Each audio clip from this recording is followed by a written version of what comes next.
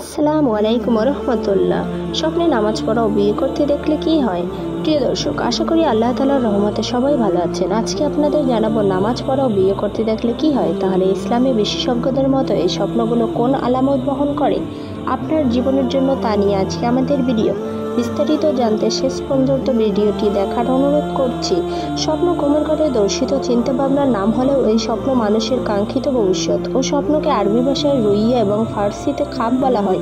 এর স্বপ্নের বাস্তবতা আছে কিনা এ ব্যাপারে ধর্মীয় গবেষক ও দার্শনিকদের মাঝে কিছু মতামত পার্থক্য রয়েছে।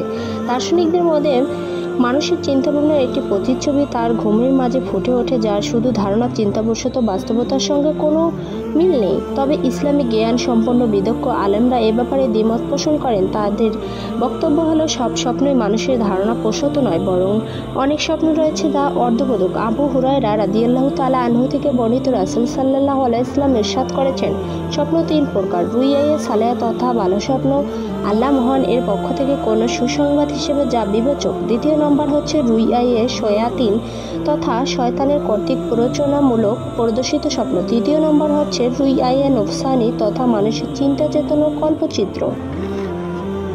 এরপর রাসূল সাল্লাল্লাহু আলাইহি ওয়াসাল্লাম বলেছেন, যদি কেউ অপছন্দনীয় তথা ভয় খারাপ কোনো স্বপ্ন দেখে তাহলে সে যেন তাড়াতাড়ি ওযু করে নামাজে দাঁড়িয়ে যায়। প্রিয় দর্শক, শুরুতে একটি কথা বলে রাখি, আমি স্বপ্নের যে ব্যাখ্যাগুলো নিয়েছি তা খাবনামা গ্রন্থ থেকে বিজ্ঞ আলেমগণরা কোরআন হাদিস গবেষণা করেই এর ব্যাখ্যাগুলো স্থাপন করেছে।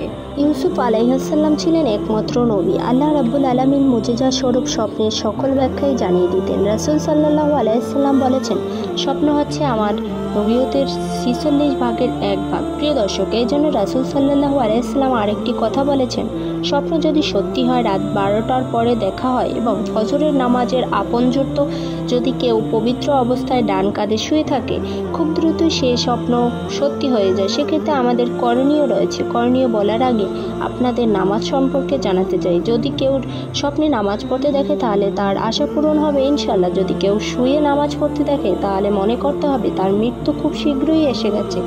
সেক্ষেত্রে আল্লাহই ভালো জানেন। যদি কেউ নামাজ বসে পড়তে দেখে সে দ্রুতই রোগাক্রান্ত হবে। যদি পশ্চিম দিকে কেউ নামাজ পড়তে দেখে তাহলে ধর্মের দিক দিয়ে সে উদাসীন হয়ে যাবে।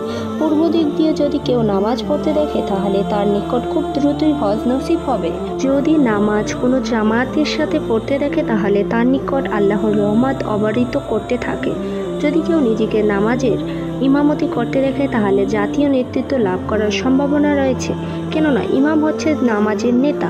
আপনি যদি স্বপ্নে দেখেন আপনি নিজেই ইমাম হয়েছেন, পিছনে অনেক মুক্তাদি আপনার ইমামতিতে নামাজ পড়ছে, তাহলে ইসলামী বিজ্ঞজনেরা খাবনামা গ্রন্থে লিখেছেন এটি আপনার নেতৃত্ব লাভ করার পূর্ব লক্ষণ, অর্থাৎ সে দেশের ভালো মানের একজন নেতা হবেন আপনি ইনশাআল্লাহ।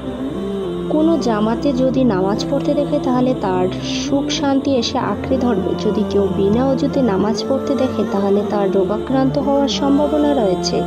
প্রিয় দর্শক, যদি কোনো নারীকে বিয়ে করতে দেখে তাহলে সে ধন সম্পদের মালিক হবে। সুবহানাল্লাহ, সুবহানাল্লাহ।